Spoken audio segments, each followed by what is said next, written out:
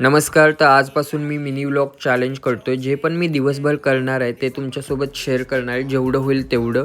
तर सकाळी फ्रेश तेन होऊन नाश्ता केला. नाश्त्यामध्ये मम्मीने मंचुरियन, शिरा, अंडी बनवली होती. मस्तपैकी नाश्ता केल्यानंतर नवीन घरामध्ये जाऊन थोडा वेळ घरात बसून कंटाळा आलेला, त्याच्यामुळे म्हटलं जरा खालच्या गल्लीत जाऊन येऊया.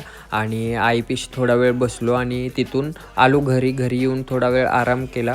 परत मला एक काम सांगितलेलं आहे, त्याच्यामुळे मी परत आणि खाली गल्लीत गेलो.